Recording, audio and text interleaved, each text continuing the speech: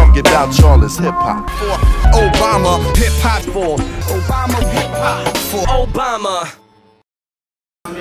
Make people feel that he can't have a positive impact in the political arena, but we'll get to some of that later. But prior to 2004, we saw a lot of local efforts where hip-hop was having an impact. We come to 2004, we start to see the emergence of national organizations, which some of the folks on this panel have been involved in. I'm going to ask you to talk about some of that. But what we also saw in 2004 was 4.5 million young people between the ages of 18 and 25 who were added to the voting population in this country.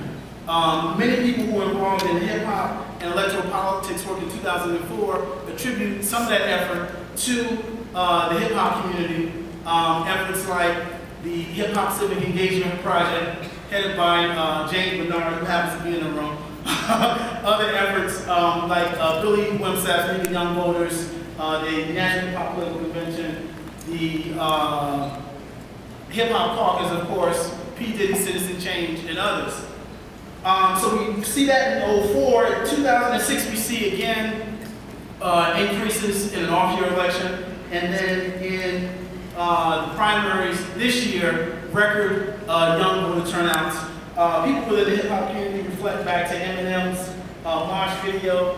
They talk about will.i.am's video and other places where the hip-hop community began to kind of push the envelope on this conversation. And so this is kind of where we are now, and this is what we want to take the panel from this point. What has happened in 2008 using hip-hop as a political force, what you all can do on your campuses to engage and use hip-hop to heighten the conversation. So I'm going to introduce the panel, but before I do that, I want to just mention one last note for anyone who thinks that hip-hop is not having an impact. In June of this year, a book was published by a professor by the name of John McWhorter, who says he supports Barack Obama. I'll just leave it at that. The book is called, All About the Right. Why Hip-Hop Can't Save Black America. The interesting thing about this book is that, first of all, John McWhorter is a Manhattan Institute senior fellow, and Manhattan Institute, you all know what's up with them. And so they don't generally promote people that are advocating progressive politics. They're also known for the publication of authors' books like The Bell Curve and other things like that. The interesting thing to me about this is, if you go back to the 1960s in this country, when many people on the left began to radicalize American politics in a way that people didn't like it, one of the things that you saw were conservative groups and think tanks beginning to attack movements that they felt they couldn't control. So, I don't think it's a coincidence that this book is published in an election year, comes out in the summer, looking back to the impact that hip-hop had in 2004. So, just think about that. I'm going to introduce the panel. Immediately to my left is Angela Woodson. She is the director of faith-based and community outreach initiatives in the Ohio Governor's Office. She's been involved in electoral politics for much of the last 20 years. She's been involved in voter registration efforts at the local, state, and federal level. And so she's here to share some of her insights. You guys want to just kind of give her a quick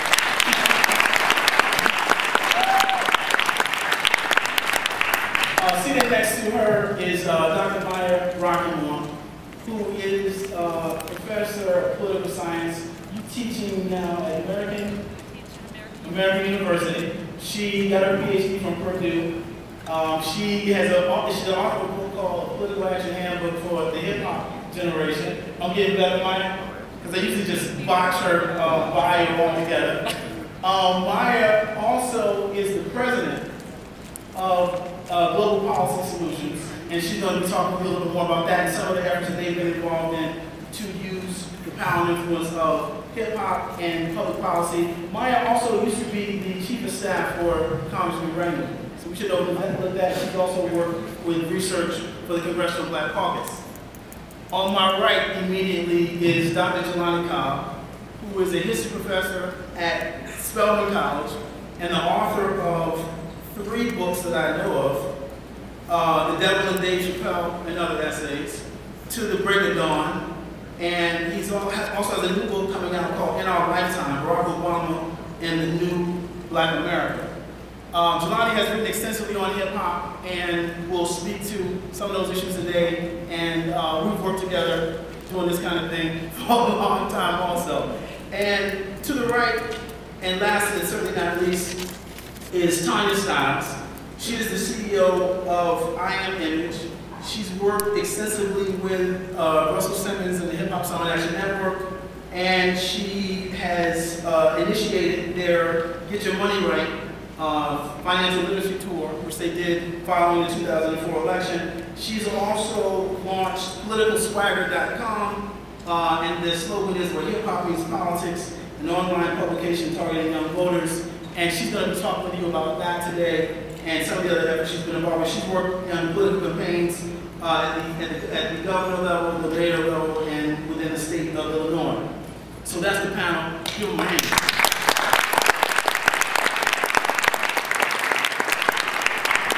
All right. I want to start off by asking Angela Woodson, who was the co-chair of the 2004 National Hip Hop Political Convention, if you could just talk about some of the efforts that went on in 2004 that really helped to bring us from, in terms of hip hop, as a political organizing agent, moving from the local level to the national level. How y'all doing? How y'all doing? All right, come on now. We're going to have a good panel now. 2004, when we pulled together the 2004 first National Hip Hop Political Convention, one of the goals was to bring like-minded individuals in an umbrella of hip hop folks together across this country. All you keep hearing is all the negativity about hip hop. You kept hearing all about the language, image of just, swinging, drugs, money, sex. But we all knew that it was more to that. And we all do care about our country and our neighborhoods. We realize that our neighborhoods are in desperate need. So we came together and we went across the states, quite a few of us, to organize what we call local organization committees to come together and put together an agenda. And I think, to be honest, that was a wake-up call for a lot of the naysayers. And I say that because in 1984 I was reading Jesse Jackson's speech about the naysayers.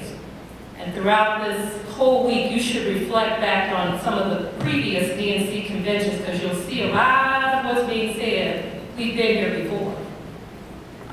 And there were a lot of naysayers about us. And they said we wouldn't be able to pull it off and pull it together. We wouldn't be able to get conscious people in the room to organize an agenda. And we proved that to be wrong.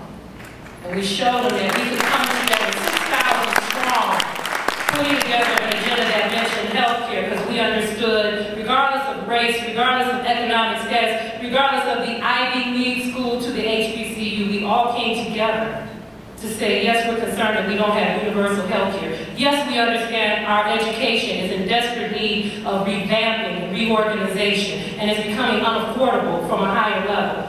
Yes, we realize when we graduate with these degrees, we are becoming part of poverty because we can't find a job.